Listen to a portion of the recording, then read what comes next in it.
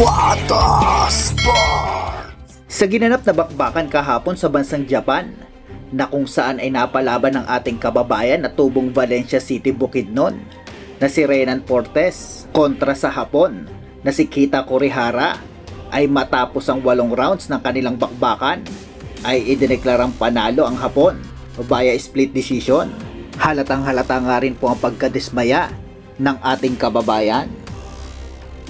Ngunit matapos marinig ang desisyon, ay napailing at umiyak si Kita Kurihara at sinabing hindi siya ang nanalo.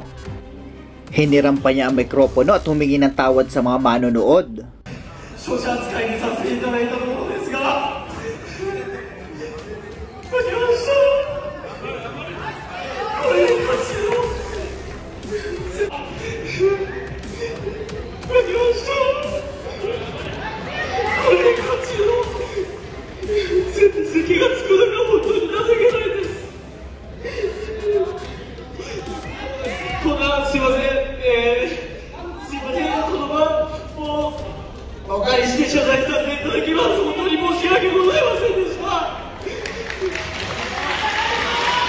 Sinabi pa niya na nakakahiyang ideklara siyang panalo, pero natalo talaga siya.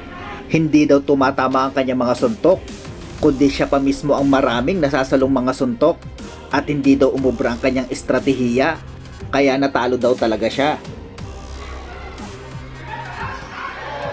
Maging sa locker room ay pinuntahan ni Kita Kurihara ang Pinoy para humingi ng paumanhin at sabihin si Portes ang nanalo. Magalis ko, nag-promise ako sa birthday ng anak ko ngayon. Sabi ko, bago ako malis sa Pilipinas, talagang hindi ako uwi na talo. Yung wala, nag-promise ako sa anak ko na uwi ako panalo. Sana po na ang regalo ko sa kanya, yung panalo ko. Pero hindi ko nakala na...